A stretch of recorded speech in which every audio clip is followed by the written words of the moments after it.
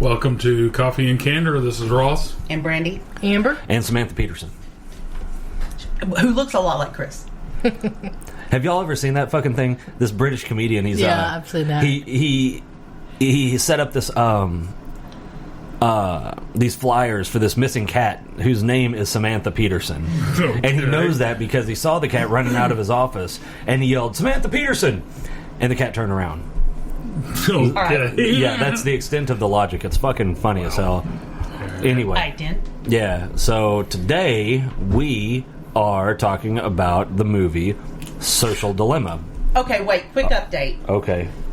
Well, we did a previous podcast on this, and we had some information just fall in our lap about it. We had talked, I don't know, maybe 4 episodes ago, about the couple in town that own the daycare, and he is a registered sex offender. Pedophile. Yeah. And, so when we were having the episode, we were like, you think like they were married and then it happened, or did she marry him knowing he had these and then purchase daycares? The answer is yes, because today was their 5th anniversary. And they just recently purchased the daycare. Yeah. And this, his crime was over like 10 years ago. So yes, she knew. She knew he was a pedophile, married him anyway. And after they were married, purchased a daycare in the state of Arkansas, thought that was okay. Several Apparently. daycares. Yeah, they have 3, I think. Yeah. I think the one they just purchased makes 3. So anyway, there's my update. Since we had that, I thought I would. And I still that answers that question. And I still maintain that if they send me a cease and desist letter, I'm going to send them a reply stating that if they contact me again, I'm going to sue them for defamation. Facts are facts. Yep. Yeah. I'm sorry, sue them for harassment. Yeah. Because I can be a dickhead too. Mm-hmm. And I've been drinking a little bit, so I'm kind of in the mood to be a dickhead to begin with. So there's that. So anyway, it was suggested to us to watch the movie Social Dilemma. And if you haven't watched it, it's a Netflix original documentary. Well, it's a documentary, but they have parts in there where there are actors. Yeah, dramatized. Mm-hmm. And the names and faces have been changed to protect the innocent. So let's discuss that. Oh, also, Amber's rocking her new unicorn headphones. So there's that. Like a unicorn. But she doesn't have the lights turned on. Get your glow on. There we go. There, she's glowing. All right. Yeah, okay. So first with the Social Dilemma, I didn't learn anything that I didn't already know. Mm-hmm. And but for the people, it was interesting. But for the people that don't know, I did learn some things, but the overall the I big think part, was kind of general. If you don't know, the big tech corporations, and I shan't say their names, but one of them starts with an F, one of them starts with a G, and one of them starts with a T. That almost everybody has all 3 on their phones. Their commodity is our data. They don't. That being said, we're selling. It's not even really our data. It's us. No, it's our data. You it's can't our act data. like you didn't know that when those services are free. They've got to be making revenue for something. I mean, to me, this is just common sense. Mm-hmm. Yeah, and they traffic data. Who doesn't? Oh, okay, never mind. So I was looking right here. I didn't see the 3rd or the 4th black fucking thing, but mine's white. Yeah, because you got to be different. I'm sorry, unique like unicorn. But they get their revenue from selling our data. That's how it is. You want a free service? They, just like you said, they got to make revenue some way. No one gives out free shit just to give it out of the goodness of their heart. They're getting money from somewhere. In this case, it's advertising. What I didn't know was all of the behavioral analytics. No, wow. The level, like, the detail. But I thought, and again, I understand, it's just like social media is a tool, just like a gun or anything else. It is neutral. Mm-hmm. It is the use you put it towards that determines whether it's positive or negative. And I still maintain that it does more good for the world than harm. Well, Yeah, like when they were talking about the like button, he said we were trying to bring positivity, and so we added this like button so people could like things and spread love around. He said, and now people post a picture and they don't get enough likes and they get depressed. Well, I mean, that's the person. Yeah, if it wasn't a Facebook like button, it would be something else. Yeah. If you're that, you know, I mean, fragile, that's kind for of lack an of a better word. kind of an addiction thing. Yeah. No, not kind of. It is. But That's I mean, exactly, you know, because the thing is, all right, there's a chemical in your brain that's called dopamine. Yeah. That's the feel good chemical, right? And when you get that, when you get that external validation, no matter what form it comes in, you get a release of dopamine. You know, you get that, oh my God, somebody likes me, somebody's proud of me. That's why I've always said, you hear these motherfuckers that say, I don't care what anybody thinks. That's bullshit. That's a goddamn lie every time it's said. Everybody. You may not care what most people think, but to say that you don't but care there's what... a group of people Right, yeah. but to say that you don't care what anybody thinks, that's a fucking lie. well, and most people care what everybody thinks. It's just the level of you know, importance you're going to assign to it. Like, just like yesterday. When you had a shit day yesterday. But when that guy called me a fat ring-nosed whore, I think he meant ring in your nose whore, not that there's rings around my nose. I don't know. Like Saturn? Yeah, I don't know. But, like, I yelled at him and I was just, I think I attacked his manhood and all this. But, you referenced his micro penis? yeah. But then again, after we drove away, What kind of piece I of went shit somewhere jumps and cried. out of his fucking car? Because he was trying to intimidate a woman.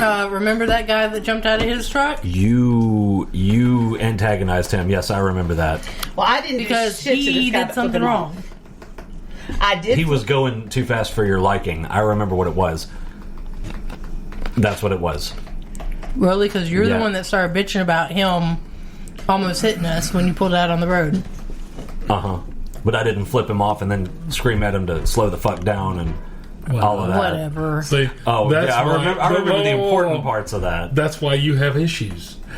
Amber and I release our anger. Yeah. Well, when I You released, bottle it up. Chris- Chris- and it comes Chris's back ass, on you later. Chris's ass has to fucking cash the checks that she writes. Like last night or the night before, this fucking guy was doing stupid shit on the highway, and we pulled up to Oh, no, next that to was- him, that was fucking next to him at a reasonable. light, and I turned the interior light on so he could see me fucking. Yeah, no, all right, no, that was reasonable. That guy was driving I've like a done that. fucking shithead. Oh, that was reasonable. That was reasonable. Yeah, okay. well, this guy, okay, so he did one of those things where I pulled out and I did not cut this motherfucker off. He saw me pulling out and sped up. Oh, what a douche. And so then he lays on the horn trying to and acting like he's going to hit me. And so I'd have fucking hit my brakes. Wasn't it a guy in a truck? Yeah. Wonder if it's the same one. Probably. Fucking dick sucker. white truck. Oh, no, this was a tan one. And so then he Single started cabin. This was years ago, though. like revving up, acting like he was going to hit me. And so I flipped him the double middle finger salute, and it just went downhill from there. Then he passed me in the turning lane in the middle of town to get in front of me, slammed on his brakes at the stoplight, and then he started rooting around the cab, and he Ooh, what jumped out. stoplight was it? It was in front of Walgreens. Oh. Ours was in front of the the bank down the road from there. And he jumped out and came up to my window and threatened to kill me. And when I rolled down the window... See, he's one of those motherfuckers just hadn't had his ass beat in a long time. Oh, yeah. I mean, he was pissed because my penis is bigger than his. But, Well, that could be it, too. but he, He probably dreams of driving one of those jacked up trucks with the tires that stick out a foot on each side. yeah. And so... Like all the other he jumps out. micro-penises. Let me tell you what, you fat, nasty bitch, and you ring-nosed bitch, and you whore, and all this. And I was like, you don't... You should have just pushed him into traffic. Well, yeah, I really wanted to. And he was like, you better watch what the fuck So- you're doing. Somebody's going to beat your ass. And I was like, Oh. all I could Oh, think I'd have been like, well, it's not going to be you old crippled cocksucker. all I could think of was, if my husband See, that's was when here, I would he reach be in my back killing you seat right now. and pull out a billy club that we have back Oh, there. yeah. We carry a... Now, I've got a concealed carry license, but I don't carry all the time. Right. But I do always have that be good stick with me. Mm-hmm. Well, if he had kept coming, I was just going to run him over. So I had a plan. He thought because I was a woman, he was going to intimidate me and scare me. Mm-hmm. You know, so he's a real man. Yeah, definitely. Oh, that's like this fucking cocksucker. And yes, he did whatever the fuck he did. I don't remember. It sounds like the exact same thing that happened to Brandy. But somebody, and I'm not going to say who, Amber, has this habit of antagonizing people. Ross does that. And only when they do something stupid. But like, I don't just go around. Yeah, it's not like that guy right there. But the thing is, y'all, there's always somebody doing something stupid. Yeah, but so she flipped this guy off and then waved at him like, you know, in her smart ass way, and told him maybe he needed to slow the fuck down, and we wind up stopping at the stoplight. I'm in the turning lane, he's in the other turning lane, right? So there's a lane in between us, and he jumps out of his car and he's screaming and all this bullshit. And yeah, it's like, ooh, you're fucking scary, you fucking dick sucker. Probably went home and beat his wife. He's the same guy that we went when they still had that movie store on Main Street. That was giving that girl shit about a quarter. He was yelling at this fucking high school girl that worked there about a quarter late charge on his account. Oh my God. No. He was yelling at her because she asked him if he wanted to get the quarter. Oh yeah, that's right. Insurance if the VHS tape broke. Asked him if he wanted it. And he was full on yelling at this girl. Dude, if the quarter's going to break you, maybe you should forego the Man, movie. you know what? If you're going to yell at a goddamn high school girl, maybe you just need to go home.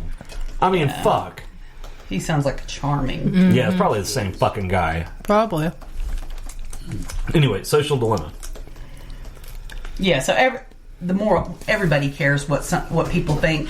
Like, sometimes you care more, sometimes you care less. But, I mean, like, everybody wants to be admired. Everybody wants... It's just how much you take it to heart. Yeah.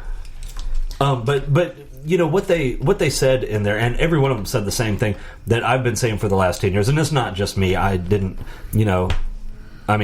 research it before I made this proclamation or prognostication, but they all said the same thing, that